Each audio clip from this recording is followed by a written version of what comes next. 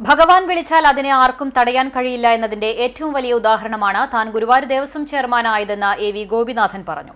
ദേവസ്വം ചെയർമാനായി സ്ഥാനം ഏറ്റെടുത്തതിനു ശേഷം മാധ്യമപ്രവർത്തകരോട് സംസാരിക്കുകയായിരുന്നു അദ്ദേഹം. എന്താണ് ഗോപി ആവശ്യപ്പെടുന്നത് അത് താൻ ചെയ്തു തരാം എന്ന് മുഖ്യമന്ത്രി പരസ്യമായി പ്രഖ്യാപിച്ചിരുന്നു. സർക്കാർ പല സ്ഥാനമാനങ്ങളും തരാൻ തയ്യാറായിരുന്നു. ഒരു സ്ഥാനവും ഏറ്റെടുക്കാൻ താൽപര്യമുണ്ടായിരുന്നില്ല. 35 വർഷമായി പുലർച്ചെ എണീറ്റ് ഗുരുവായൂരപ്പനെ ഭജിക്കാറുണ്ട്. ഭഗവാൻ തന്നെ വിളിക്കുന്നു എന്ന് തോന്നിയപ്പോഴാണ് വരാൻ താൻ തയ്യാറായത്. ദേവസ്വത്തിന്റെ വീണുകിടക്കുന്ന ഒരു കല്ല് നീക്കം ചെയ്യണമെങ്കിൽ വരെ ഭഗവാന്റെ സമ്മതം വേണം. ഭക്തരുടെ ക്ഷേമത്തിന് മുൻതൂക്കം നൽകും. നിലവിലെ കുറവുകൾ പരിഹരിക്കാൻ ആവശ്യമായ നടപടികൾ അടുത്ത ഭരണസമിതി യോഗത്തിൽ ചർച്ച ചെയ്യുമെന്നും ഗോപിനാഥ് പറഞ്ഞു.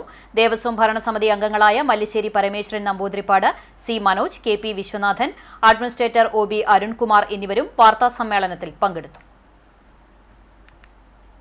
നമ്മുടെ ഡയറക്ടർ പറഞ്ഞ പാലക്കാട് ജില്ലയിൽ ഗുരുവായൂർ ദേവസ്വത്തിന്റെ ചെയർമാൻ സ്ഥാനം ആദ്യമായിട്ടാണ് ഞാൻ മനസ്സിലാക്കുന്നത്. എനിക്ക് അറിഞ്ഞിട്ടില്ല ഇതിന് പൂർവികർ ആരെങ്കിലും ഉണ്ടോ എന്ന് എനിക്കറിയില്ല.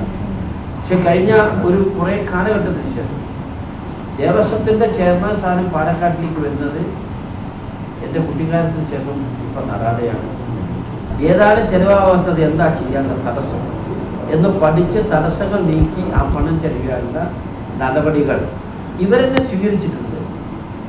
ബാക്കി അതിൻ്റെ കൂടെ നിന്നുകൊണ്ട് ഞാൻ ചെയ്യും. പിന്നെ എന്നെ സംബന്ധിച്ചിടത്തോളം ഞാൻ പറയാറുണ്ട്, ഞാൻ ഒന്നിനെയും പേടിച്ച് പ്രവർത്തിക്കുന്നത് എൻ്റെ ജീവിതത്തിൽ ഇന്ന് വരെ ഉണ്ടായി.